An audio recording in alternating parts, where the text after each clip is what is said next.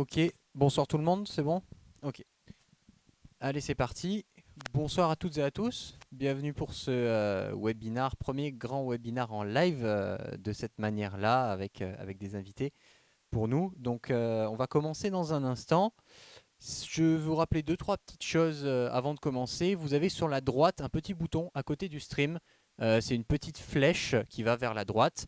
Vous cliquez dessus, ça va ouvrir le chat si ce n'est pas déjà le cas. Donc je vous invite pour tout le monde, hein, si vous voulez participer, n'hésitez pas à nous laisser un petit message dans le chat. D'ailleurs, pour le chat, simplement, il va falloir vous inscrire. Donc vous laissez simplement un nom, prénom, vous inscrivez sur Twitch, une adresse mail, et vous pourrez poser des questions à nos invités. Alors pour nos invités, d'ailleurs, on va faire un petit tour rapidement. Donc Wendy et Martin qui vont se présenter dans un instant. Je vais juste vous rappeler rapidement la thématique. Donc la thématique de ce soir, c'est ils l'ont fait, changer de vie en l'espace d'un bootcamp. Donc on va pouvoir le rappeler rapidement. Après, on va parler un peu définition. Qu'est-ce que c'est un bootcamp? Qu'est-ce qu'on fait nous au Bocal Academy et chez Codineo? Sur quoi on forme, etc. Donc pour commencer, juste on va donner la parole 30 secondes. Wendy, Martin, je voulais juste vous présenter rapidement ce que vous faites dans la vie et qui vous êtes. Ok. Moi, c'est Wendy. Du coup, j'ai fait le Bocal Academy il y a 2 ans maintenant. J'étais avant dans la publicité, l'événementiel, un peu le digital, mais absolument pas dans le code. Et j'ai décidé de changer de vie il y a 2 ans, donc quasiment au début du Covid. Et maintenant, je suis web développeur full stack, React Native, donc pour le mobile et pour le web. Et j'ai lancé ma boîte avec l'un des autres étudiants du Bocal. Donc je suis auto-entrepreneur à mon compte. Ok, merci Wendy. Et toi? Moi, c'est Martin. J'ai fait ma formation en septembre 2021. À l'issue de la formation, je suis rentré dans une entreprise dans une agence où on fait du site, essentiellement sur du PHP, du JavaScript et en techno JavaScript, plus du Vue.js ou un peu de React. Ok, merci Martin. Oui, bonsoir, bonsoir à tous. Ouais, Martin, peut-être rapproche un tout petit peu du micro. On Ok, me dit ouais. dans le chat qu'on t'entend un peu moins bien. Du coup, bonsoir, bonsoir tout le monde, à tous ceux qui sont déjà sur le chat. Pour commencer cette soirée webinaire qui aura lieu en deux temps, c'est-à-dire qu'à un moment, on va avoir un troisième invité qui sera Jeff et qui se présentera, mais qui nous rejoindra en duplex, c'est-à-dire à partir de Discord du coup. Donc pour commencer un peu à parler du sujet, ils l'ont fait changer de vie en l'espace d'un bootcamp. On va un peu reparler rapidement de Codineo et du Bocal Academy. Donc ce sont deux marques d'un même groupe qui s'appelle le groupe BCL, c'est nous. Et on forme au métier du numérique en général, donc pour tout ce qui est développement web avec le Bocal Academy et sur ce qui va être développement web, mais aussi conception d'interface et d'expérience utilisateur, ce qu'on appelle communément l'UI, UX, ou encore au marketing digital chez Codineo. Voilà, Codineo qui est apparu un peu après le Bocal Academy. Et la spécificité de toutes nos formations, c'est que ces formations sur le format dont on va parler ce soir, c'est-à-dire le format bootcamp. Alors un bootcamp, qu'est-ce que c'est rapidement? C'est une formation intensive qui a pour objectif d'amener un certain nombre de compétences, un certain nombre de connaissances pour pratiquer un métier. En l'occurrence, avec nous, c'est un métier dit du numérique, donc comme je l'ai dit avant, concepteur d'interface, développeur web ou encore responsable de marketing digital, tout simplement. Donc l'idée de toutes nos formations, c'est que donc, ces formations sont, comme on a dit, sur des formats relativement courts. Sur le Bocal Academy, qui sont des formations présentielles, donc c'est-à-dire des cours qui ont lieu en local, dans les villes à Nice et à Marseille. C'est des formations de 4 mois sur le métier du développement web, donc à la fois ce qu'on appelle en front-end et en back-end, c'est-à-dire la partie visible et moins visible, côté serveur, on en reparlera tout à l'heure également avec eux, du développement web. Et Codineo, donc des formations qui sont de 10 semaines, donc environ 2 mois et demi, et qui, elles, ont la spécificité d'être 100% à distance. C'est notamment le cas de ce qu'a fait Wendy, qui a fait la formation 100% à distance, sur donc 3 sujets. Le sujet du développement web, les sujets de l'UI UX, donc conception d'interface, conception d'expérience utilisateur, et sur le marketing digital. Voilà. Donc on va un peu essayer ce soir de démystifier et de parler un peu de ce format bootcamp qui parfois peut faire peur sur son format, sur le côté c'est intensif, c'est des nouvelles compétences, d'autant plus que là on parle quand même de formations qui sont ouvertes à tous, donc ça veut dire sans prérequis techniques. On parlera aussi un peu background avec Martin et Wendy qui vous diront qu'à l'origine ils ne pratiquaient pas du tout le même métier. Et on parlera aussi voilà, des difficultés qu'on peut rencontrer, de comment on peut surmonter ça, de comment est-ce qu'on aborde le bootcamp, comment on vit au sein d'un bootcamp pendant 4 mois ou pendant 10 semaines, et qu'est-ce qu'on y fait après, tout simplement. Donc encore une fois, comme je vous l'ai dit, n'hésitez pas, si vous avez des questions, des messages, à faire passer, à nous écrire tout simplement dans le chat. Là, j'ai l'ordinateur juste là, je regarde ce que vous me dites. Du coup, ce que je vous propose, c'est de commencer tout simplement par un petit storytelling, c'est-à-dire donc Martin ou Wendy, comme vous voulez, commencer un petit peu à raconter qu'est-ce que vous faisiez avant et comment ça s'est passé, tout simplement, un petit peu, cette transition de le avant-après. Ben, du coup, on m'entend bien là ou pas? Parle peut-être un Ok. tout petit peu plus fort, je pense. Du coup, moi j'étais en fac d'économie et bah, j'ai fait mes années de fac comme je pouvais, mais ça m'intéressait pas plus que ça. Et un été, ça a été le déclic et je me suis dit, franchement, je me vois pas continuer là-dedans, à faire le master et tout. C'était trop pour moi et je me suis dit, j'arrête et je pars sur un truc qui m'a toujours intéressé, mais le code, ça avait ce petit aspect un peu mystique.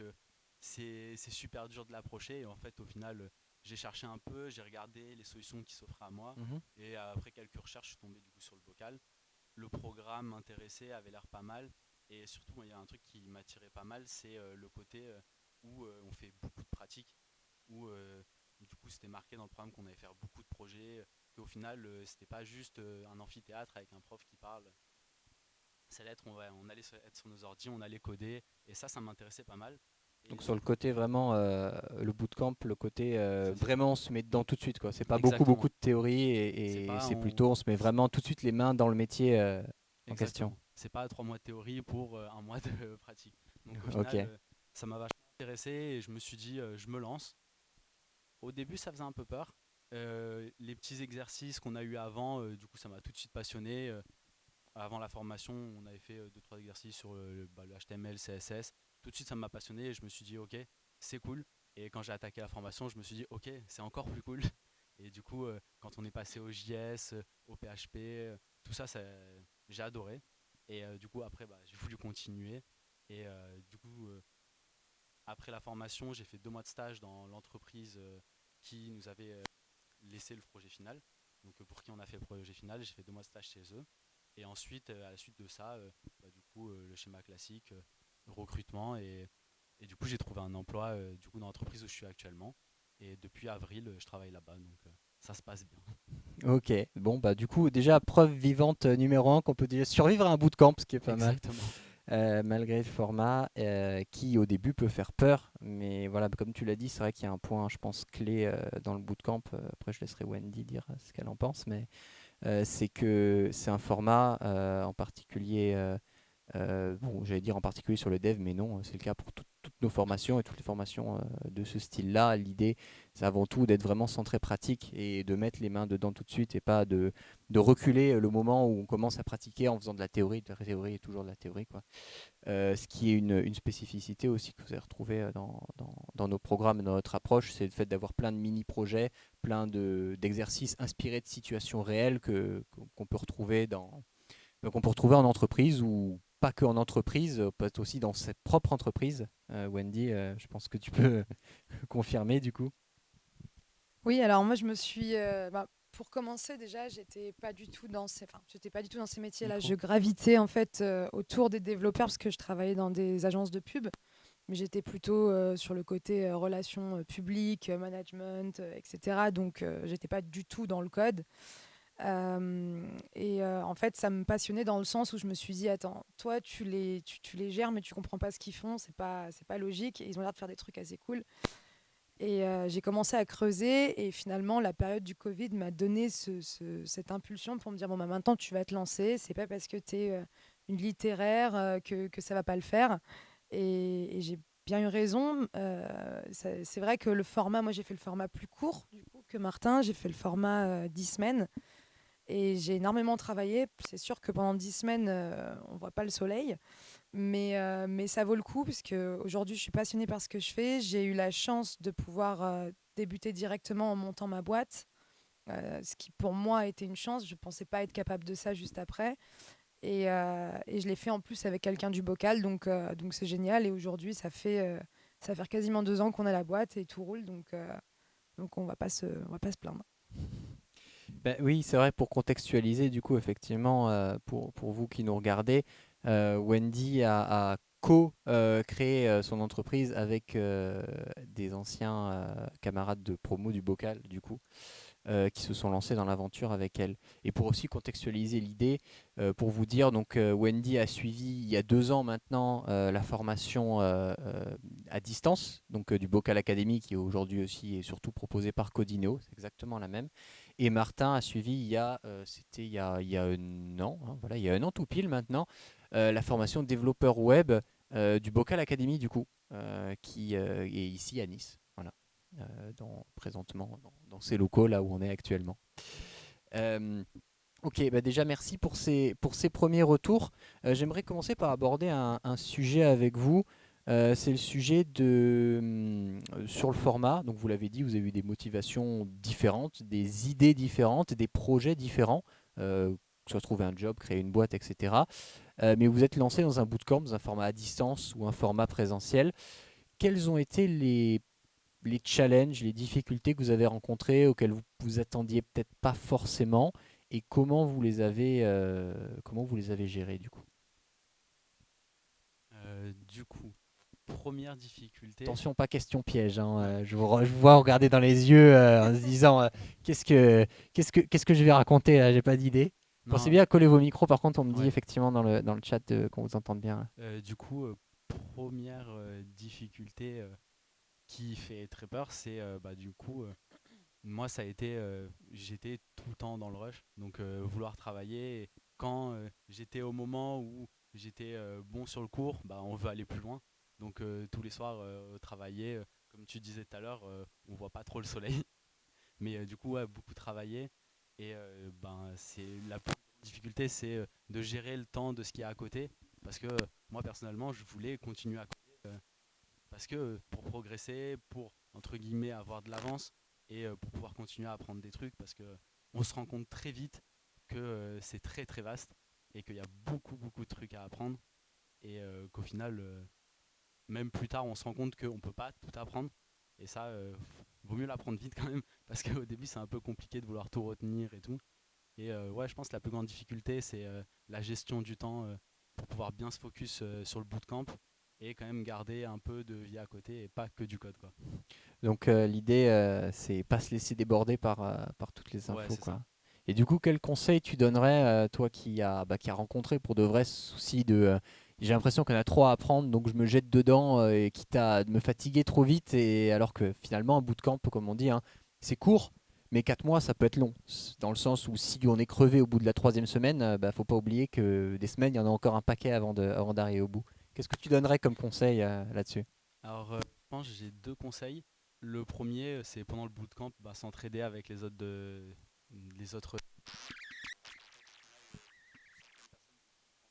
mieux que d'autres et ils vont être d'une aide énorme sur un sujet comme sur l'autre. L'échange d'informations, l'échange entre guillemets de tips, ça va vous faire gagner un temps fou et surtout moins se focaliser sur apprendre les lignes de code par cœur, mais surtout sur la méthodologie en fait.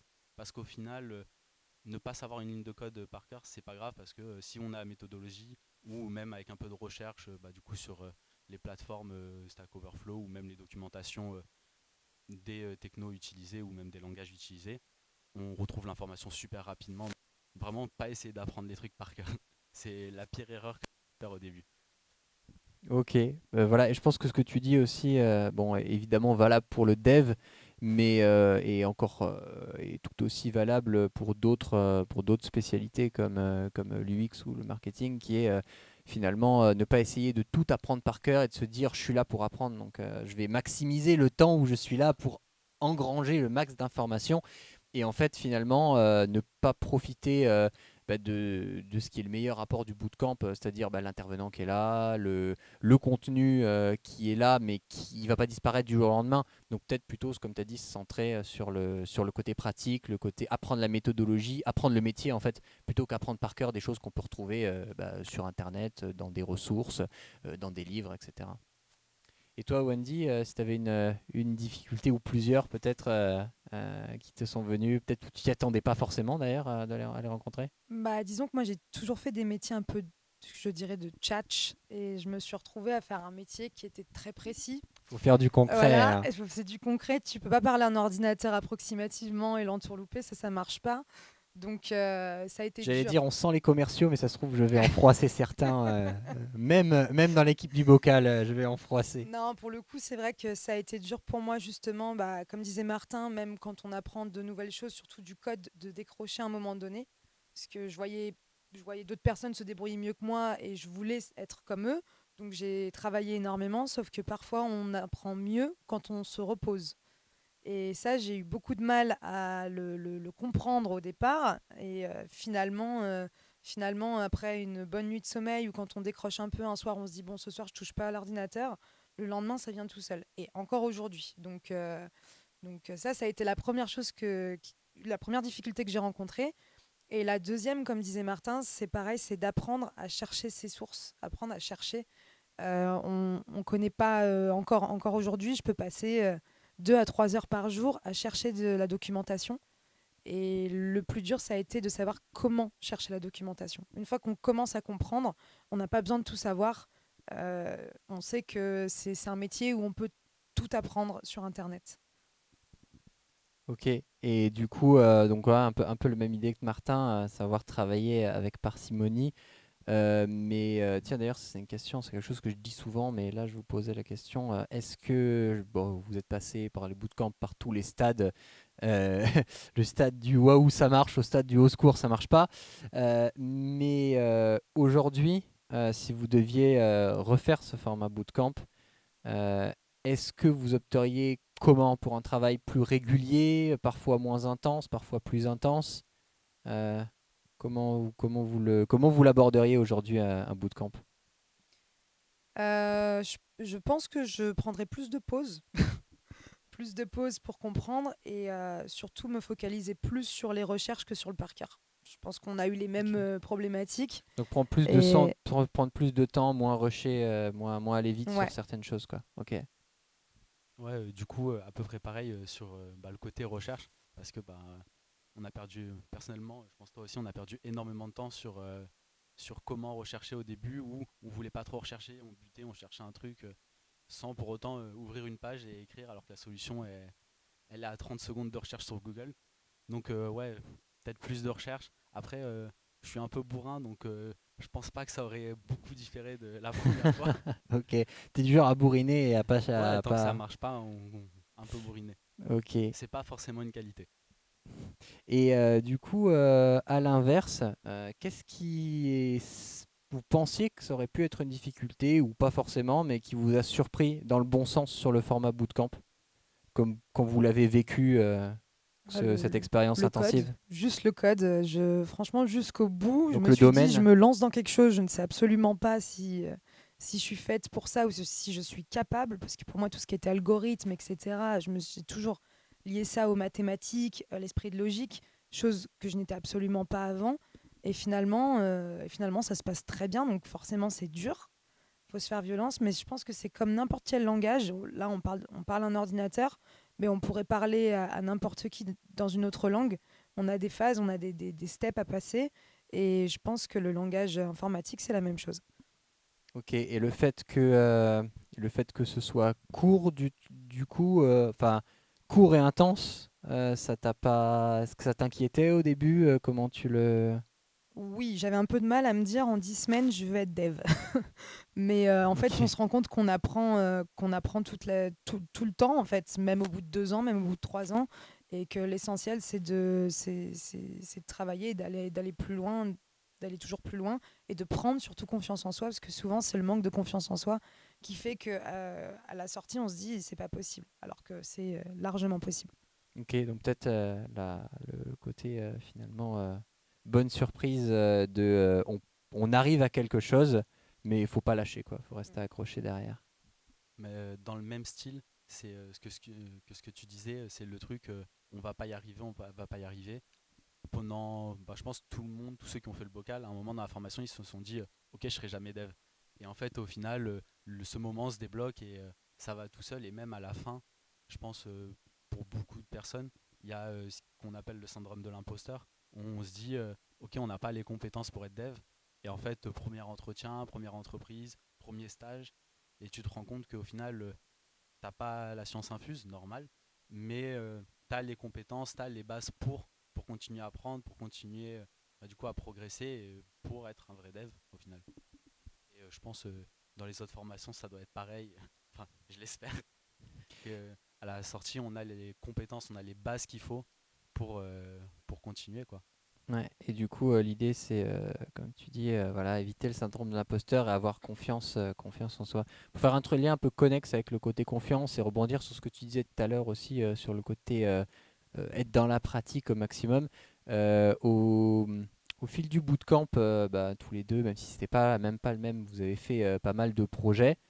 Est-ce que vous pouvez m'en parler un petit peu? Est-ce qu'il y a un projet, une expérience en particulier pendant le bootcamp que vous pensez qu'il y a un tournant, qu'il y a quelque chose qui vous a apporté en particulier? Pas forcément sur l'aspect technique hein, de ce que c'est, mais plutôt sur la manière dont ça s'est passé. Je sais pas, trouver qu'on peut travailler en équipe d'une certaine manière ou trouver que ce projet-là, en fait, vous a, par la manière dont il était fait ou dont vous l'avez fait, vous a permis de débloquer des choses qui vous semblaient bloquées? Il y a quelque chose qui fait écho un petit peu dans dans vos souvenirs plus ou moins lointains. Ouais, ça commence à... 2 ans, Euh, ça commence à faire, hein. Moi, je me rappelle qu'on avait ce sujet un peu libre à faire où on commençait à avoir quand même des compétences en JavaScript. Mais bon, ça devait faire quoi? 3 semaines, 4 semaines qu'on devait coder. Et on a quand même réussi à sortir un petit réseau social. Donc forcément, c'était pas Facebook, hein, mais voir qu'on était capable justement de faire ne serait-ce que les premières fonctionnalités d'un réseau social et voir que ça fonctionne et qu'on peut faire ça en peu de temps, là on se dit ok, c'est pas impossible.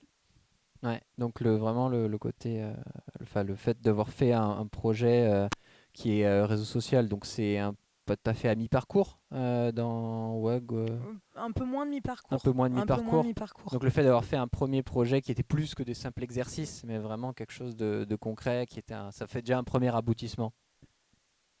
Moi, c'est un peu différent. C'est un peu plus tard dans la formation, vers quasiment la fin, sur un projet Laravel, où du coup, dans notre groupe, on avait un peu des difficultés. Et au début du projet, je me suis dit, ça peut passer. Vers le milieu du projet, je me suis dit, jamais on le finit. Au final, bon, le visuel était dégueulasse. Mais au final, le projet, toutes les fonctionnalités back, elles étaient là. Un peu de JS était là. Des fonctionnalités, je crois on avait du drag and drop, des trucs comme ça. Au final, toutes les fonctionnalités étaient là, même si le visuel n'était pas là. Et c'est vraiment ce moment où tu te dis, là, jamais on le finit le projet. Au final, bah, du coup, on va pas se mentir, il y a eu beaucoup d'entraide des autres groupes où on s'est pas mal aidé, où on s'est débloqué des situations. Autant eux qui m'ont débloqué, autant moi je les ai un peu débloqués, et inversement. Mais ouais, c'est ce truc en mode jamais j'y arriverai. Il faut faire un truc, j'ai aucune idée de comment le faire, j'ai aucune idée de comment y arriver. Et au final, ben, avec les aides, enfin les, la documentation qui nous a été donnée, Internet, comme on a dit, l'entraide entre bah, du coup, les apprenants, au final, on a réussi à pondre un truc qui était très bien, même s'il Mm. n'était pas beau. Bah, comme tu disais, il y a le côté prise de confiance, du coup, je pense, sur ce projet là que tu disais en Laravel en particulier, qui a fait que d'un coup, c'est voilà, on se rend compte du putain, en fait, on va pas y arriver, c'est pas possible. Comment est-ce qu'on peut faire un truc aussi compliqué en si peu de temps? Et finalement, vous y êtes arrivé. D'ailleurs, tiens, Laravel, ça me fait penser, votre intervenant de Laravel, c'était Mehdi, il me semble, hein. C'est ça, tout à fait. Et du coup, on fait une petite transition pour parler un peu intervenant. Et ce que je vous propose également, c'est que Jeff nous rejoigne, donc notre invité suivant, qui vient tout juste de sortir. Il se présentera hein, juste après, qui va tout juste de sortir de la formation Full Stack JS, donc la même que toi il y a 2 ans, et qui va pouvoir aussi parler un peu des intervenants qu'il a eu, parce que je voulais rebondir, ouais, tu sais Martin, votre intervenant de Laravel, Mehdi, qui pour le coup du coup est professionnel du domaine. Parce que voilà, pour remettre en contexte de ce dont on va un peu parler maintenant, donc les intervenants, etc. Tous nos intervenants, donc tous ceux que vous avez eus, vous pouvez vous pourrez en parler après, sont des intervenants qui sont professionnels du domaine. Donc, c'est-à-dire, c'est par exemple dans le cas de Mehdi pour Laravel, il est développeur back-end et concepteur d'infrastructure. Il fait du développement conseil, et c'est le cas en fait pour tous les intervenants. Vous en avez eu plusieurs en développement web, vous en avez eu en full stack JS, vous m'avez eu moi aussi d'ailleurs au passage, quand même, c'est vrai, je me rappelle sur votre session, moi j'avais donné pas mal de cours. Et Jeff, avec qui on va être dans un instant, pourra aussi vous en parler. Du coup, est-ce que, je sais que Wendy, toi tu dois y aller dans pas trop longtemps, terminer, et après on laissera la place à Jeff, est-ce que pour commencer, tu as un petit mot enfin pour finir, tu as un petit mot à dire sur le côté intervenant pro, sur le côté coaching, accompagnement, de comment ça s'est passé en fait la relation que tu as eue avec les intervenants pendant la session, différents cours? Bah, moi, ce que j'ai trouvé donc par rapport, parce que du coup, c'est vrai que j'ai fait pas mal d'écoles, mais complètement dans autre chose. C'est vraiment l'échange et comprendre en fait. On fait beaucoup de pratiques, donc ça c'est important. Ce qui a été dur pour moi, c'est souvent, bah, d'ailleurs c'était toi, tu nous laissais souvent un peu seuls se dépatouiller pour chercher nos informations, etc. Et c'est après, avec le recul, que tu te rends compte qu'il valait mieux faire ça que donner la réponse directement, puisque c'est apprendre encore une fois à chercher qui nous permet ensuite d'être complètement autonome sur ce qu'on fait, encore aujourd'hui. Donc il y avait, voilà, je sais que en tout cas c'était pas mal comme ça, et on travaillait vraiment, en tout cas avec le ou les intervenants, euh, de manière comme si on travaillait dans une vraie entreprise. Donc avec un lead développeur qui était forcément le prof, et puis après les autres développeurs qui, voilà, moi j'ai fait ça, je comprends pas ici, ça fonctionne pas pour ça et ça, etc. Donc c'était plutôt dans un cas concret directement, c'est ça que j'ai aimé. Ok, donc le fait que ce soit un côté un peu sur chaque exercice, enfin hormis, je parle pas de la partie cours théorique du coup, hein, qui Non. reste un cours théorique, mais sur la partie exercice, projet, où c'est vraiment de la mise en situation sur du concret, quoi. Ok. Martin, tu voulais dire quelque chose du coup sur leur relation, la manière t'as eu de travailler avec les intervenants du coup sur la Alors, formation? je sais pas qui sont les intervenants encore actuellement, mais moi, mes intervenants, ils ont tous été super. Je peux dire Arnaud ou Marc Augier, qui ont été vraiment des super profs. Ou tant au niveau de l'accompagnement, bah, comme tu disais, où des fois, ils nous laissaient un peu seuls, Ils mais au vous laissaient final, galérer et pourtant vous les aimez quand c'est même. ça. Mais au Voilà, ça final, c'est à retenir, c'est que malgré la maltraitance de temps en temps de non, je te donnerai pas la réponse tout de suite, tu te rends compte que finalement ils étaient gentils et quand même. surtout, au final, très souvent, on avait toutes les clés en main en fait pour réussir.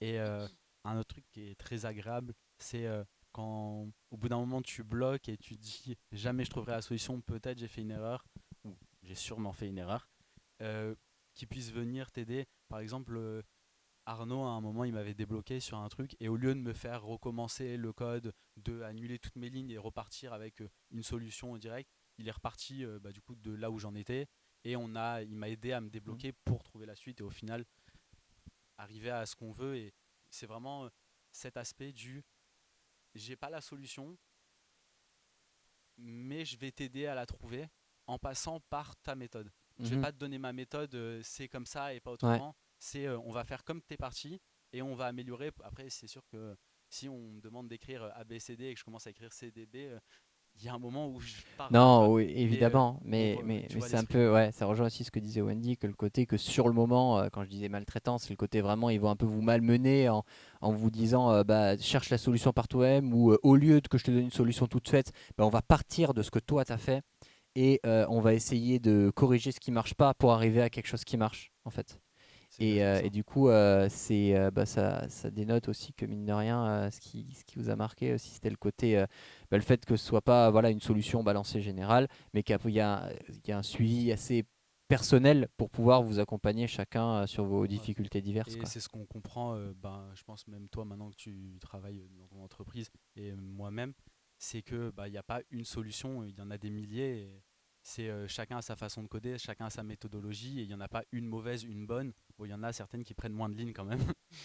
Mais Ouais, voilà. ça arrive, ouais, ça arrive. Et il y a tellement de manières de coder que d'un intervenant à l'autre, en fait, on se dit, bon, bah là, c'était comme ça, et puis là, on m'apprend d'une autre manière. Ce qu'il faut, c'est prendre un peu de tout et faire son propre code, puisqu'après, on commence à voir que chacun commence à avoir sa manière de coder. Mhm. Et c'est là où on commence à se dire, on a passé un cap où c'est notre propre manière de coder. Ouais, complètement. Bah merci Wendy, moi je te entretiens Merci. pas plus longtemps, je sais que tu dois y aller. Mais on me fait signe en régie et Arthur qui me fait des grands signes depuis tout à l'heure pour me dire que Jeff est avec nous. Jeff, tu nous entends?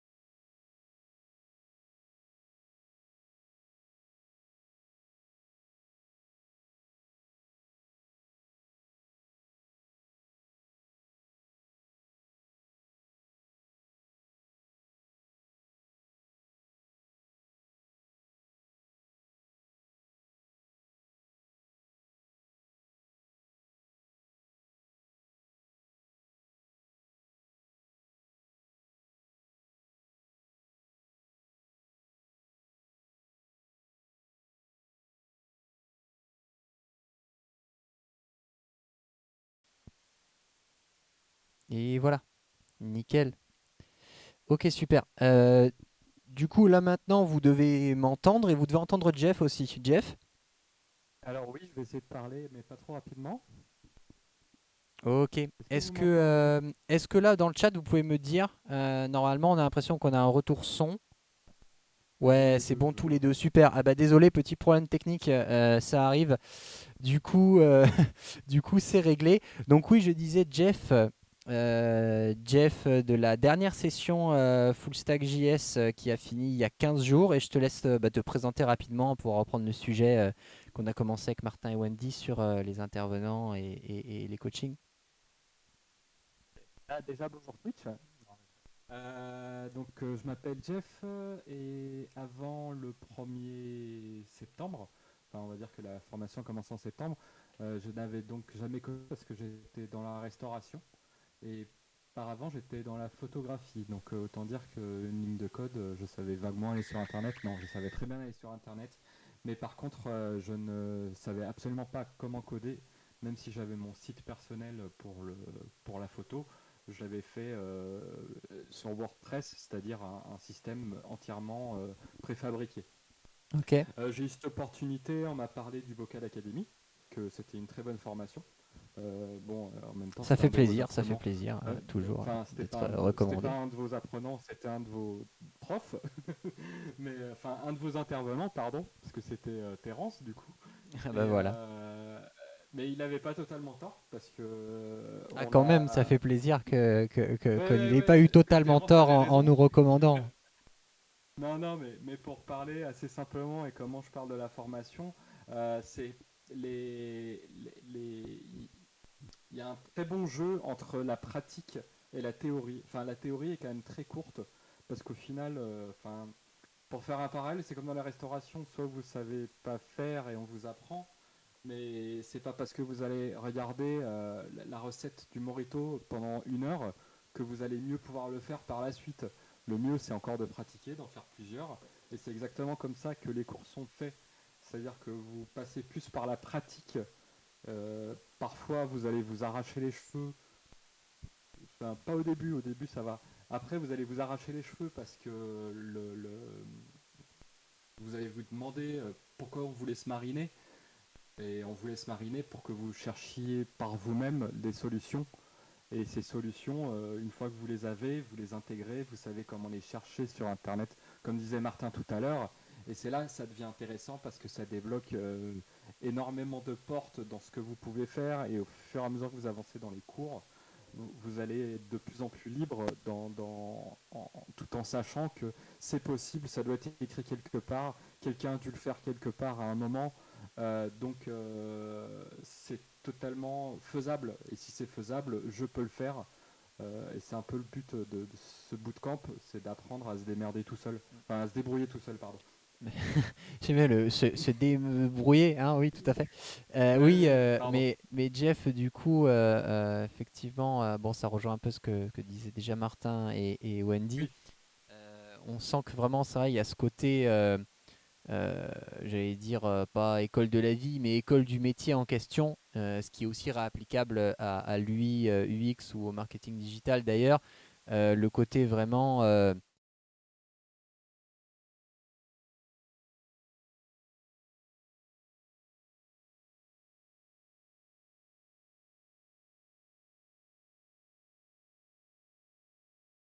un moment, il faut aller dans la pratique, il faut aller dans le concret.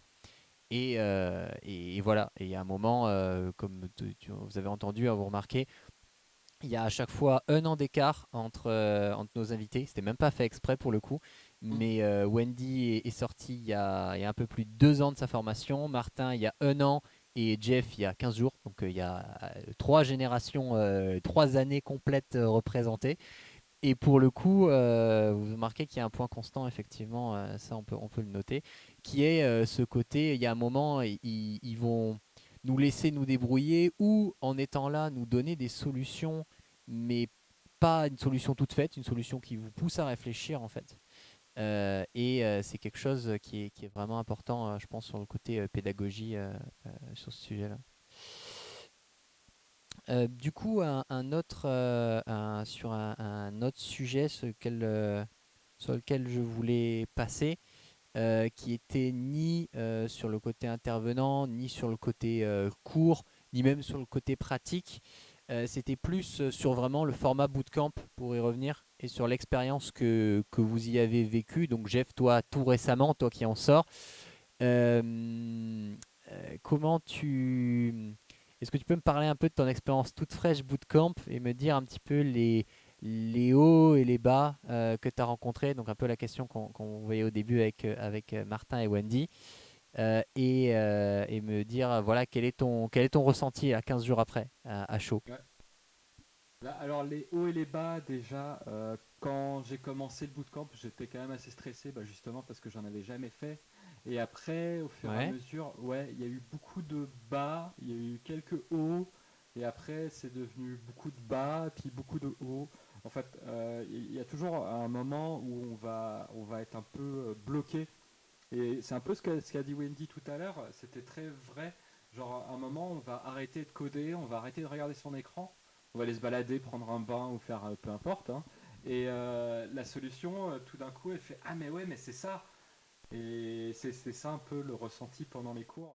Après, pour le ressenti à chaud après, j'ai pas vraiment l'impression d'être sorti des cours parce que je continue à me lever aux mêmes heures à laquelle je faisais mes cours. J'ai fait mon portfolio dans les 2 semaines en mettant tous mes projets en ligne pour qu'ils soient propres. Et j'ai fait mon CV dans la foulée. Et ce matin, j'ai commencé à apprendre un autre langage. Donc, pour, euh, pour parfaire un peu ce que je peux écrire sur mon CV. Et vu que j'avais le temps et que enfin, le temps me le permet. Donc, j'ai pas vraiment l'impression d'être sorti des cours. En plus, je travaille souvent avec un de mes collègues de, de, de promo, parce que la journée il est encore là aussi, donc je travaille avec Jérémy le reste de la journée, on essaye de se résoudre des problèmes en ce qui concerne ceci ou cela.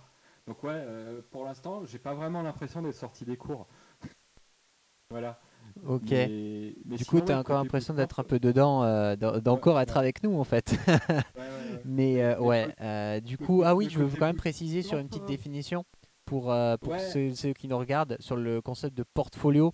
Alors le portfolio, c'est quelque chose qui est utile pour les développeurs, mais aussi pour les designers, pour les concepteurs d'interface. Bon, en marketing digital, ce sera un peu moins le cas. L'idée du portfolio, en fait, c'est la démonstration de ce que vous savez faire en tant que développeur. Martin pourra aussi en parler du côté portfolio.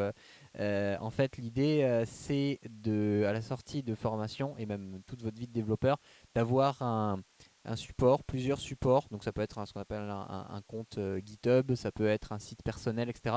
Pour montrer les projets que vous avez réalisés, que vous savez réaliser et montrer ce que vous êtes capable de faire et les compétences que vous avez tout simplement. Et donc Jeff, en fait, en sortie de formation, disait j'ai préparé mon portfolio dès que je suis sorti de formation. C'est qu'en fait, il a pris tous les projets qui avaient été réalisés. Il y en a quand même pas mal. Du coup, ça lui a demandé un certain boulot de tous bien les réorganiser et bien les mettre en place pour les présenter. Mais pour le coup, l'idée, c'est de mettre tout ça en avant pour ensuite, dans ces postulations, si je ne me trompe pas, tu as commencé à postuler là, il n'y hier, a, pas y a pas si longtemps, tu as envoyé des hier, candidatures. ouais, bah là, j'essaie d'en envoyer 10 par jour. Voilà, comme ça. Bonne moyenne déjà pour le coup. Ouais, c'est déjà une bonne moyenne. Et donc du Donc là, coup, ça fait 20 là depuis hier. ok. Et du coup, l'idée, c'est que tu envoies en fait, ton portfolio Oh, avec pour montrer ce que tu es capable de faire. ouais, voilà, comme ça les gens ont une idée de. Enfin, j'ai la grosse pièce, c'est-à-dire le projet final qui est quand même assez monstrueux, enfin monstrueux à notre échelle, euh, euh, qui est mis en avant. Et donc c'est quand Mhm. même ce que j'ai envie que les gens voient. Et le site, je l'ai plutôt bien. J'essaie le portfolio en lui-même, le site en lui-même, c'est un petit site, mais j'essaie de bien le faire pour qu'il soit bien fonctionnel, pour qu'ils se disent, bah ouais, il sait quand même à peu près de quoi il parle. Et enfin, c'est important. Enfin, et il y a quand même encore un suivi au niveau du bocal pour tout ce qui est CV, pour tout ce qui est portfolio. Tu veux dire qu'on ne Euh, t'abandonne pas dans la nature une fois que tu es sorti non, du non, bocal? voilà, ouais, non, non, il y a quand même, et puis bah, je pense que c'est déjà pour nous, parce que bah, il y a un côté humain, et pour eux, mine de rien, c'est aussi très important que leurs élèves réussissent. Puis ils ont quand même, je sais pas si vous avez vu, mais ils ont d'excellentes stats au niveau du, de la réembauche dans les 4 mois qui suivent. Enfin, je vais pas rentrer dans les détails, mais je crois que vous êtes à 91% si je me souviens bien. Euh, Alors non, tu es Max. presque au pourcentage, ouais, à 1%. Ah, Alors j'ai pas la stat en tête exactement, mais ouais, on est en termes de ce qu'on appelle les sorties positives sur nos formations, on est aujourd'hui à plus de 90%. oui, La sortie positive, pour information, hein, qu'est-ce que c'est? C'est un emploi pour ceux qui cherchent un job derrière. C'est pour ceux qui le souhaitaient retourner dans leur entreprise avec des nouvelles compétences, parce qu'ils faisaient une formation dans ce qu'on appelle le cadre de la double compétence. Donc ça veut dire par exemple, je suis je sais pas, chef de projet, je me forme dans le dev pour pouvoir encore mieux gérer les plus grosses équipes de dev, etc. C'est de la double compétence. Des gens comme Wendy qui vont monter leur entreprise, des gens comme Martin qui, comme il l'a expliqué avant, n'était pas du tout dans le dev qui veut se reconvertir et qui a trouvé un job tout simplement. Donc oui, on est au-dessus de 90%. Je ne l'ai pas en pourcentage exact, mais on est au-dessus de 90% de sorties positives dans les... voilà, Mickaël le dit dans le chat, 92% dans les 4 mois. Donc à 1%, tu y étais, Jeff. Tu as trouvé le ouais, juste prix, félicitations. j'ai retenu deux trois trucs quand même, Ça a mais pas retenu de ça. toi. On dirait qu'il a appris par cœur du coup. Et voilà, donc oui, et je peux confirmer que oui, il y a un côté, bien sûr, on a toute envie et tout intérêt que vous vous en sortiez et que vous réussissiez votre projet pro suite à la formation. Mais ça, je peux le dire pour le coup en tant que responsable pédago et directeur technique au Bocal et à Codineo, qu'il y a vraiment une relation, il y a un côté humain avec chacune de nos promos. Et on aussi, à titre personnel, on a aussi envie évidemment de vous voir réussir parce que vous êtes tous très sympas et on a souvent de très très bonnes relations avec vous et avec le réseau des anciens, ce qu'on appelle le réseau des Bocalumni. Du coup, pour revenir aussi, Martin, pour rebondir un peu sur un truc qu'a dit Jeff, il parlait du projet de fin de formation qui est un point commun en fait à toutes les formations, que ce soit bien aussi bien Codineo que Bocal Academy. C'est un gros projet, en fait. Dans le cadre du Bocal Academy, c'est un projet réel. Dans le cadre de Théo, c'est un projet fictif, mais les deux ont un gros point en commun, c'est qu'ils sont un jeu de rôle, en fait, dont l'objectif est de vous permettre de retravailler, en fait, de permettre de retravailler toutes les compétences qui ont été acquises pendant la formation d'une autre manière et dans un cadre complètement professionnel, c'est-à-dire dans une vraie situation réelle où il y a un vrai donneur d'ordre ou porteur de projet, il y a des vraies contraintes, un cahier des charges, une deadline, de la gestion de projet à respecter et un rendu à faire en fait, tout simplement. Du coup, Martin, je ne sais pas si tu te souviens, je pense que tu te souviens très bien de ce projet. Il regarde avec des grands yeux, oh oui, je m'en souviens, de ce projet. Tu peux un peu en parler de ton expérience en projet de fin de formation en bootcamp? Ouais. Du coup, nous, le projet de fin de formation, c'était pour une entreprise qui s'appelle Rizi. Et du coup, on a l'objectif de regrouper plusieurs API pour développer une note entre guillemets écologique où on recensait la qualité de l'air, les transports en commun, les poubelles, les trucs comme ça. Et de tout regrouper pour lors du projet final, c'était faire un rendu où vous marquez votre adresse et hop, on vous ressort la qualité du coup de votre entre guillemets, de votre bien, enfin du bien situé à cette adresse avec plusieurs données API. L'avantage que j'ai eu, c'est à la suite du projet final, je suis parti en stage dans cette entreprise, du coup avec deux autres apprenants, et du coup en fait on a pu continuer à affiner ce projet, aller plus loin, notamment du coup il y avait Jérémy qui était dans mon groupe lors du projet final et une autre personne qui s'appelle Thibaut qui était dans un autre groupe, et du coup on a pu joindre nos deux projets, garder les bons côtés de chacun et vraiment au final pondre un truc fini. Et même à la fin, au final, c'était plus on rentrait une adresse, c'était plus sous forme d'API. Et après, on a fait un peu de développement web avec du site et tout. Et d'ailleurs, le truc cool, c'est que Rizy, maintenant, ça marche bien, quoi. Ouais, et du coup, comme quoi, vous avez fait un super boulot. Et du coup, pour en revenir là-dessus, donc suite à Projet d'information, tu as fait le stage chez Rizy. Et suite à ce stage, du coup, parce que tu es pas, du coup, Martin, vous l'avez compris, ne travaille pas chez Rizy actuellement. Du coup, comment tu as trouvé ton job? Comment ça s'est passé en fait pour la suite quand tu as trouvé ton job? Alors, Question que je peux pas encore poser à Jeff, mais j'en doute pas que je pourrais la poser très. au départ, j'étais parti sur l'idée où il fallait que je fasse le portfolio et tout. Et au final, en fait, je suis même pas allé jusque-là. J'ai juste hébergé mes sites sur des hébergeurs gratuits, donc mes projets, et j'ai foutu des liens dans mon CV pour rediriger dessus. Et ce que j'ai fait, bah, comme disait Jeff, j'ai envoyé des CV, quoi.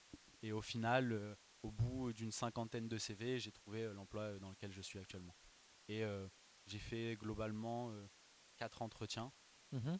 où faut faire attention parce que bah il y a beaucoup, je vois Jeff il en parlait sur le Discord, des annonces qui finalement correspondent pas tellement à ce qui est écrit dans l'annonce. Donc il faut faire attention à ça. Moi j'en ai eu deux du coup. Et au final, bah, du coup, à la fin j'ai trouvé l'entreprise où je suis actuellement, où bah, du coup mon patron a été très compréhensif et j'avais au final exactement le profil qu'il recherchait avec les compétences de sortie de formation qu'il recherchait. Et d'ailleurs, je pense qu'il a tellement été conquis qu'il a pris un deuxième apprenant d'une session suivante qui s'appelle Loïc, avec qui je travaille actuellement. Du coup, voilà, Loïc avec qui tu t'entends bien d'ailleurs, je Ouais, crois, que je connaissais d'avant qui aussi. connaissait d'avant et à qui il avait recommandé le bocal en plus. Comme quoi, le monde est petit. Et je veux rajouter quelque chose qui est un peu hors sujet, enfin qui est toujours dans le thème, mais c'est ce sentiment de progression où Jeff il disait que même encore aujourd'hui il a l'impression d'être dans les cours. Et en fait, là c'est plus trop le sentiment d'être dans les cours, mais c'est ce sentiment de progression. Là, quand j'ouvre un projet que j'ai fait il y a 2 mois, genre je me rends compte que de la marge de progression qui est folle. Et en fait, même après la formation, bah, Jeff il disait il est déjà en train d'apprendre un nouveau langage, on continue de progresser, on n'arrête pas de progresser. Et le truc qui est dur, c'est au moment de faire le portfolio, c'est de revenir sur les anciens projets et de se dire ah oui quand même, j'étais bien nul.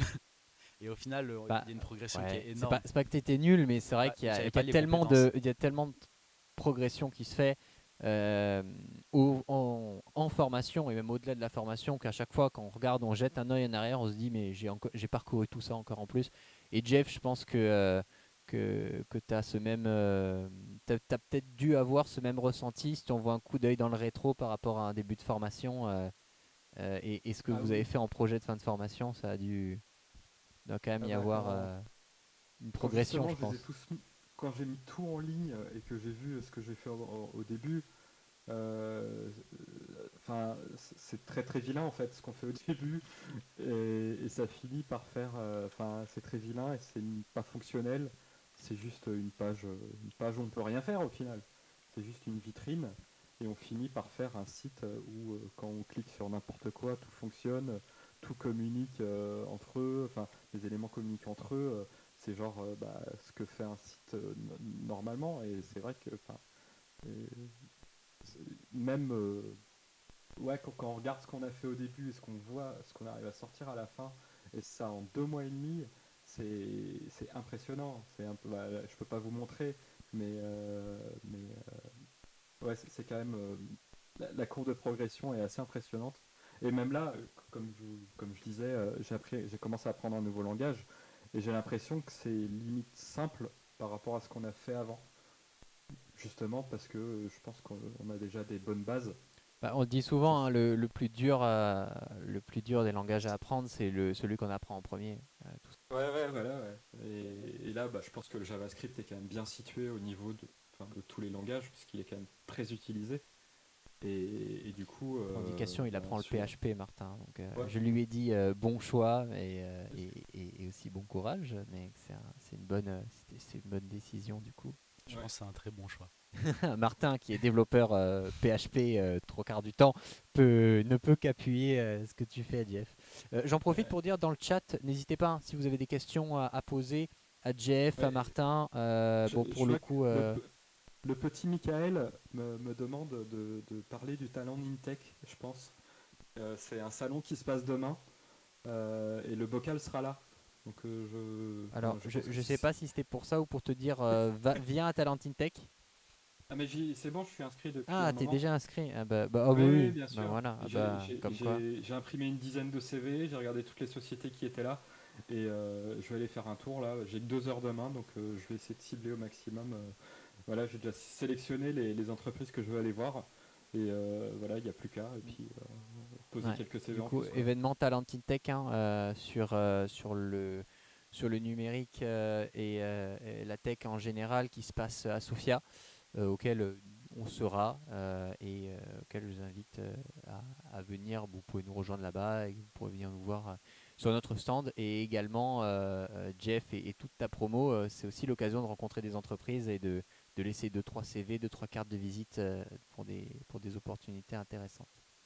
Et encore une fois, bon, du coup, dans le chat, je vois toujours pas de questions. Donc, si vous voulez vous poser des questions directement à Martin, à Jeff, hein, n'hésitez pas. C'est le moment.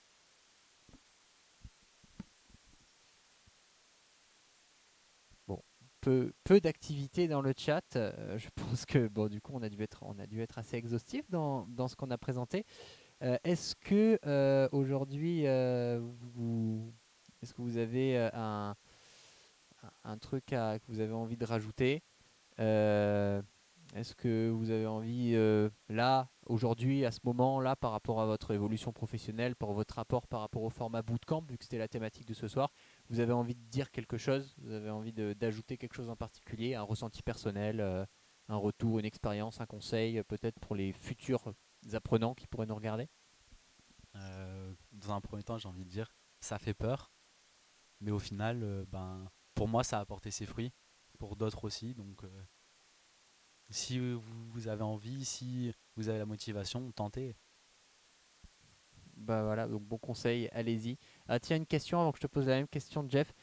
C'était comment vous avez fait pour votre financement? Alors, Ah, moi, c'est vas-y Martin, l'autofinancement. vas-y, pardon. Moi, du coup, j'ai tout fait en autofinancement. Ça fait peur. Ça fait un peu, même beaucoup peur au début. Et au final, une des principales peurs, c'est est-ce que je vais réussir aux sorties de la formation, bah, du coup, à rentabiliser entre guillemets mon investissement. Et actuellement, c'est le cas, donc tant mieux. Donc voilà, c'est bon, c'est un investissement sur soi-même, hein, c'est sûr. C'est un pari, c'est un pari intéressant hein, à faire et de se dire voilà, au lieu d'investir dans du matériel ou dans quelque chose, je parie sur ce que je vais être capable de faire en apprenant tout ça. Et Jeff, du coup, Ouais, je ne sais plus. j'ai j'ai utilisé le compte CPF pour mon financement. Donc, j'ai rien déboursé du tout. Le compte personnel Voilà. de formation, pour Le compte, rappel, ouais, voilà, c'est le compte. c'est une cotise faite, c'est quand vous travaillez, pour le coup, vous cotisez en fait tous les ans que vous travaillez en France en tant que salarié, je précise, vous cotisez tous les ans une certaine somme, c'est déduit automatiquement en fait de vos charges qui vous pouvez réutiliser dans des formations reconnues comme celle de Codino et du Bocal Academy notamment. Je réponds aussi à l'autre question, effectivement, donc les invités, les deux, sont passés par les formations dont Michael a mis le lien d'ailleurs dans le chat. Donc, c'est-à-dire la formation développeur web, celle qui dure 4 mois en présentiel à Nice pour Martin, celle qui est en remote, en distanciel 10 semaines pour Jeff, et la même, mais 2 ans avant pour Wendy qui était là tout à l'heure. Est-ce que... Ah, une question pour vous, pour tous les deux. Est-ce qu'il faut un bon niveau d'anglais pour avancer dans le dev? Est-ce qu'il faut... quel niveau, plutôt quel niveau d'anglais il faut? Est-ce qu'il faut parler couramment? Est-ce que, comment vous avez fait par rapport à ça? Alors, moi, j'avais un niveau qui était correct. Pas un bon niveau non plus, mais un niveau correct. Et du coup, ça m'a beaucoup aidé. Mais par exemple, bah, du coup, Loïc qui travaille avec moi avait vraiment un niveau qui était vraiment nul en anglais. Et au final, Comme tu le dis, c'est très rigolo, il était vraiment mauvais, il hein. était vraiment mauvais en anglais. Et encore aujourd'hui, il y a des trucs où il a des difficultés. Mais au final, quand tu as appris que tel mot, ça voulait dire telle chose, il y a beaucoup de mots qui sont récurrents, pardon, et beaucoup d'expressions entre guillemets qu'on utilise. Donc au final, on se retrouve facilement. Et surtout, même pour ceux qui n'ont pas trop envie de faire l'effort, il y a de la traduction, quoi. C'est Mhm. plus long de traduire, mais il y a de la traduction. Et même sur le code, il y a pas mal de plateformes, il y a pas mal de forums, de plateformes où c'est du français, quoi. Où par exemple, nous on a fait Vue.js, toute la doc est en français, quoi.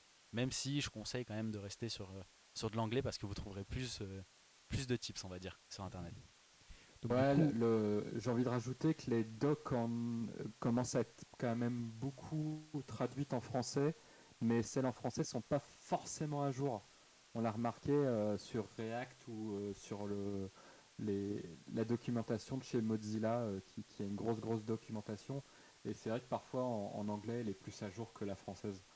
Voilà. Mais sinon, ouais, l'anglais, moi j'ai déjà un très bon niveau, donc ça m'a pas posé plus de problèmes que ça. Et je crois que dans notre groupe d'ailleurs, on était quand même globalement à un très bon niveau en anglais. Donc la question s'est pas vraiment posée. Et là, je vois une question. Et les maths, ah la oui, du question coup, de. on va rebondir. Donc voilà, vous l'avez compris pour Ouais, l'anglais. Si vous le ouais, parlez, c'est pardon. bien, mais sinon c'est de l'anglais technique. Donc c'est comme tout, de toute façon, quand c'est en français ou en anglais, le vocabulaire technique, faut l'apprendre en fait, tout simplement. Donc l'anglais, on n'est pas obligé d'avoir une certification Cambridge ou un TOEIC à 1000 sur 1000 pour y arriver, loin de là. Oui, les maths et les algorithmes, du coup, il y en a à qui ça fait peur. Est-ce que vous êtes des matheux? Est-ce que vous faites des logarithmes pour le plaisir? Quel est le rapport aux maths? Alors pour l'exemple, depuis je crois ma première, j'ai 4 en maths. Donc je sais pas si ça peut répondre. Après en algo, j'avais un peu fait d'algo avant, du coup pendant mes études. Et au final, il y a beaucoup d'algo, mais une fois qu'on a compris la méthodo et en cours on l'apprend pour ceux qui la connaissent pas encore, au final ça se passe bien, quoi. Donc voilà, donc on peut Il y être a de pas l'algo, forcément pas matheux. beaucoup de maths. Voilà, Parce donc qu'au final, tout ce qui va être les calculs, tout ça, moi personnellement en PHP, il y a déjà une fonction qui le fait, donc il n'y a pas de besoin de manière s'embêter. générale, voilà, vous n'avez pas à faire de calcul. Quand on parle d'algorithme, c'est surtout la pensée logique. C'est c'est s'il y a ça, alors il se passe ça, sinon il se passe ça.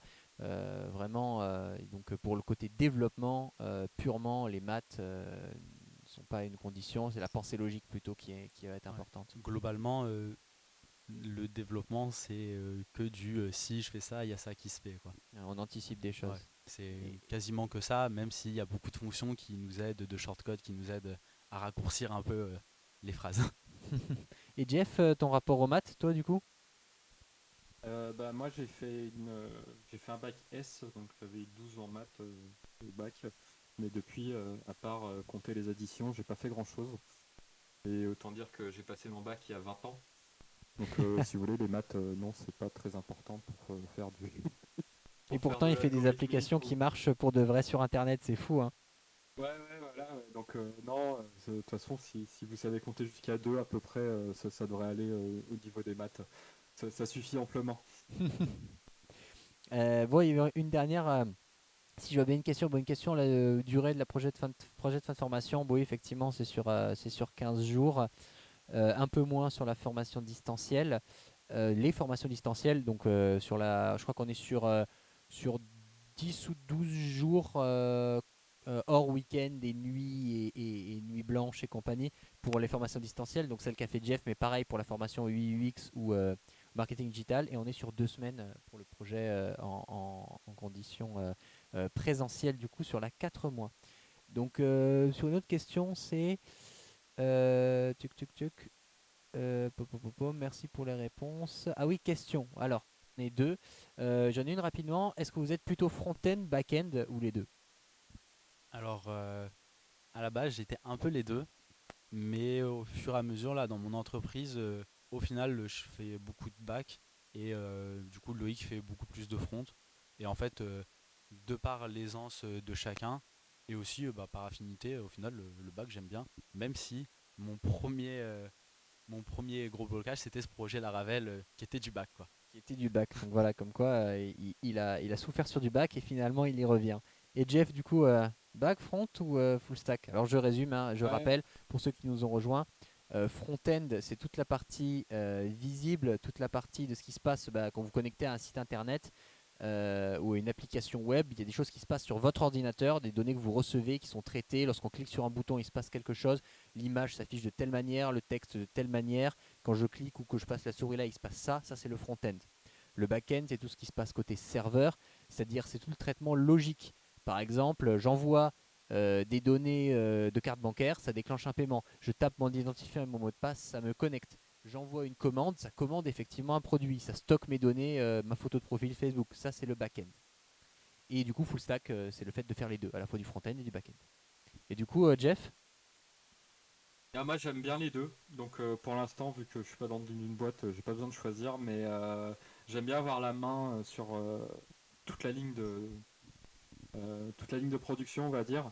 C'est ce qu'on avait fait dans notre projet. On avait divisé en plusieurs parties, c'est-à-dire moi j'avais fait là, une partie user.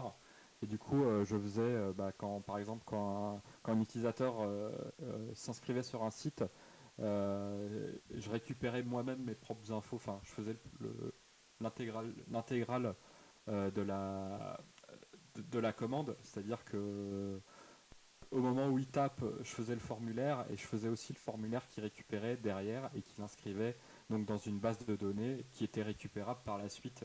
Et du coup, ouais, j'aime bien les deux parce que j'ai l'impression que l'un peut ok, pas fonctionner sans l'autre. Enfin, c'est le cas. c'est le cas, C'est ouais. normal, c'est le cas. Et du coup, j'aime bien le côté avoir la main sur tout. Et Bon, donc après, définitivement je dis full ça stack, quoi. maintenant, mais vu que j'ai pas encore de travail, peut-être que je serai amené à faire que l'un ou que l'autre.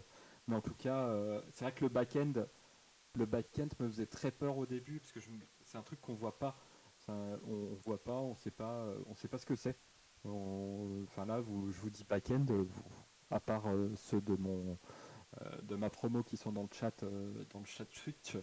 Le back-end, ça voulait rien dire pour moi. C'était très abstrait et quand on sait pas, bah, ça fait un peu peur. Mais au final, je trouve ça limite des fois plus simple que de faire Un correspondre vrai des divs développeur pur et ou dur. L'interface, ça sert à Ouais, rien. voilà, ouais.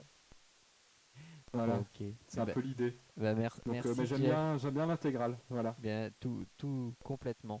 Bien, il y avait encore deux questions intéressantes. Une sur le portfolio et une peut-être un peu plus courte à répondre. Donc je vais juste les prendre dans l'autre sens. Une question c'était combien d'heures vous avez travaillé après les cours? Alors pas obligé de sortir un chiffre, du coup je vais peut-être la reformuler de manière à ce que vous puissiez répondre de manière plus ouverte. Comment vous avez travaillé après les cours au quotidien pendant la formation? Donc Jeff, toi là récemment, et Martin, ça fait plus un moment, mais si tu t'en rappelles. Ouais, je m'en rappelle. C'est compliqué à dire parce que c'était pas tout le temps pareil.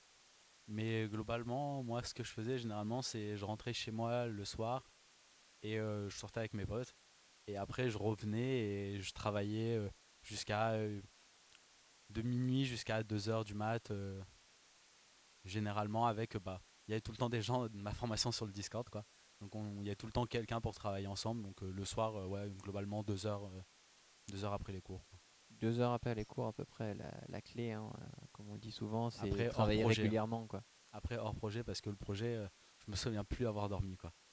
Je crois que c'était le groupe de Thibaut qui ont fait un projet où il y avait des pushs pendant 24 heures non-stop, toutes les heures, quoi. Ok. Et bah ouais, du coup, après, c'est chacun son chacun sa manière de bosser. Voilà, l'important, c'est pas de s'acharner, comme tu disais tout à l'heure, c'est de bosser régulièrement pour tenir la distance. Ça n'a pas été forcément bénéfique de s'acharner, quoi. Non, Parce que c'est pas forcément. Bon, ça dépend, certaines personnes aiment bien travailler la nuit, mais c'est pas forcément à 3 heures ou 4 heures du mat qu'on débloque quelque chose, quoi. Pour du CSS, c'est bien. Pour du bac, parfois, c'est compliqué. Et Jeff, du coup, toi, tu t'organisais comment pour le Euh, boulot je m'étais fait un planning très précis. C'est-à-dire que je me levais tous les matins à 7 heures pour réussir à travailler 1 heure et demie avant les cours. Après, je faisais les cours. Et puis je travaillais jusqu'à 20h, 20h30 le soir, après les cours, je faisais une demi-heure de pause à 17h, et après en général je reprenais jusqu'à 20h30. Et ça, et le week-end, je me levais un peu plus tard, je me levais genre vers 8h ou 9h, et je travaillais quasiment toute la journée, et le dimanche je travaillais pas. Voilà. Donc, vous J'ai l'avez pas voulu. compris, il dormait quand même la nuit. Le dimanche, il Oui, prenait les pauses le dimanche. L'important, encore une fois, hein, ce qu'on retrouve, c'est la régularité. Il faut bosser régulièrement ouais, pour, faut bosser régulièrement et savoir se prendre des pauses aussi. ouais, Euh, les pauses, c'est très important. C'est Dans le très chat, très. on dit c'est un forcené aussi ce Jeff. Je crois que c'est quelqu'un de ta promo, ça, qui est venu te soutenir sur le chat. Ouais. Il y avait Alors une je autre pense question qui était que. intéressante. Je crois que c'était de. Alors le pseudo, je crois que c'est Topinambour, qui demandait qui posait plusieurs questions sur vos portfolios. Alors je vais les résumer en une. C'est sous quelle forme se présentent vos portfolios aujourd'hui? Est-ce que c'est un site? Est-ce que c'est un PDF avec des jolies images? Est-ce que c'est un compte GitHub? Est-ce que c'est comment vos portfolios se présentent ou se présentaient? Alors, moi, ça fait un moment qu'il est plus à jour. Mais du coup, moi, je suis vraiment parti sur la base d'un CV qui redirige vers tous les sites. Donc, mon CV redirige vers GitHub, ou sur GitHub, il y a les GitHub pages. Mais aussi, j'ai mes sites hébergés. Enfin, j'avais parce que les hébergements gratuits, ça dure pas éternellement. Donc, j'avais mes sites hébergés, mes projets hébergés sur des hébergements gratuits. Et du coup, le nom du projet était cliquable et ça renvoyait sur le projet pour voir ce que ça rendait, quoi. Ok, donc un compte GitHub principalement pour montrer le code aux recruteurs tech et aux responsables techniques, et derrière des démonstrations live de projets déployés, un petit site. Ok. Et Jeff, du coup, ton portfolio à toi, ça se manifeste comment? J'ai Il est envoyé beau. le lien, comme ça, Ah voilà.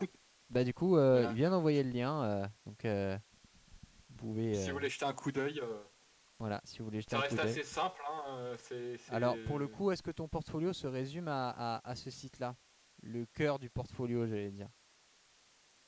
Comment ça, le cœur du Je veux dire, portfolio? Est-ce là que où on peut tu... retrouver tes projets, est-ce que c'est uniquement des images sur ton site? Non, là, je les ai... On peut les cliquer. Donc, on peut tous les cliquer d'ailleurs, ils sont tous fonctionnels. Là où je voulais en venir, c'est que Euh, si vous allez sur son site, vous allez voir que en fait, le site va présenter ses projets, mais que surtout, il va y avoir des liens vers son profil GitHub pour voir le code de tous les projets, pour les gens de la technique qui sont intéressés par son profil. Et d'un autre côté, il va y avoir des liens qui vont permettre de tester en live de manière déployée, donc c'est-à-dire de manière fonctionnelle, en ligne, de tester ces applications. Donc sa vitrine, c'est vraiment trois parties. Et enfin, le portfolio, comme on le constate, c'est vraiment trois parties. C'est qu'il y a ce petit site qui peut être central, mais il y a surtout le compte GitHub d'un côté pour montrer le code et les projets déployés de l'autre qui servent vraiment à montrer que le code est fonctionnel et comment il rend en réalité. Après, si je peux rajouter un truc, c'est ben, globalement, les recruteurs, ce qu'ils vont chercher, on le voit souvent, hein, c'est de l'expérience. Et globalement, en fait, les recruteurs sont pas trop cons, enfin, pour la plupart. Et ils comprennent que l'expérience, c'est pas forcément des années de travail, que chaque projet, ça représente une expérience. Donc, il y a les projets qu'on a fait pendant la formation, mais il y a les projets qu'on fait à côté, après la formation. Et tout ça, en fait, ça représente de l'expérience. Et c'est ce que je disais, nous le premier site qu'on a fait, c'était un truc en HTML, CSS. Ça reste une expérience, bon, il faut le retravailler un peu parce qu'au début il était pas beau, mais une fois retravaillé, c'est une expérience, c'est un projet front-end et ça représente quelque chose dans le portfolio et ça a toujours un poids, quoi. Donc Mhm. plus il y a de projets, bon, c'est sûr que s'ils sont pas finis, c'est pas ouf, mais des projets finis, des projets un peu travaillés, ça reste de l'expérience. Donc on conseille à des juniors, que ce soit en développement ou même dans les autres domaines comme l'UI UX par exemple, on peut avoir un portfolio. Tu conseillerais de faire des projets pour les juniors, pour pallier en fait à leur manque d'expérience, apporter de l'expérience sous une autre forme, donc sous la forme Ouais. de projet, quoi. Et autre chose, si il y a des personnes qui sont plutôt axées front-end, euh, il y a beaucoup de sites où ils recensent soit des maquettes XD, soit du coup des maquettes avec de l'animation. Et nous, on sort d'une période de recrutement où on cherchait un développeur front-end. Et globalement, ce qu'on regardait, c'était les CV qui ressortaient, c'est les mecs qui prenaient des maquettes et qui les faisaient ISO, qui recopiaient la maquette du coup en HTML, CSS, en JS, ou qui recopiaient des animations.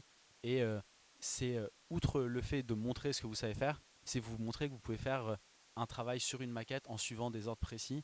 Et si vous avez une période latente après la formation ou si vous avez du temps, montrer des projets comme ça, c'est une force Donc énorme. de montrer que tu travailles avec des contraintes réelles, Exact. vraiment pas des projets un peu farfelus, mais vraiment des choses qui sont inspirées de situations Voilà. concrètes et que du Et coup, si je peux le faire dans cette situation fake, je peux le faire en vrai aussi en fait. la personne qu'on a recrutée, son CV, c'était plein de pages qui étaient ISO, donc avec sa réalisation et à côté la maquette. Et globalement, tout était très ISO et du coup, elle fait Quand partie tu de dis l'équipe ISO, maintenant, c'est quoi. vraiment ça correspondait en fait Exactement. directement. Voilà, donc il prenait une maquette qui avait été faite, il en faisait un site tout simplement. Ok. Du coup, est-ce que je sais pas si vous avez encore des questions dans le chat. Sinon, c'est le moment, n'hésitez pas. Sinon, je pense qu'on va pouvoir clore ce webinar sur la thématique du bootcamp et de changement de vie en l'espace d'un bootcamp. Du coup, merci à toutes et à tous de nous avoir suivis. Je peux vous inviter à faire deux, trois choses avant de partir. La première, ça va être, n'hésitez pas à nous suivre sur notre chaîne Twitch et sur nos réseaux sociaux en général pour nos actus qui arrivent, nos autres événements, etc. Si vous êtes du coup intéressé par nos formations, vous pouvez en dessous de la chaîne, vous voyez, vous avez des petits liens en dessous du stream. Si vous scrollez, Bocal Academy et Codineo, vous avez un lien vers nos événements. On a d'autres événements prochainement comme des ateliers découverte du code, par exemple, à la fois en présentiel et en distanciel. On a également un lien vers nos formations.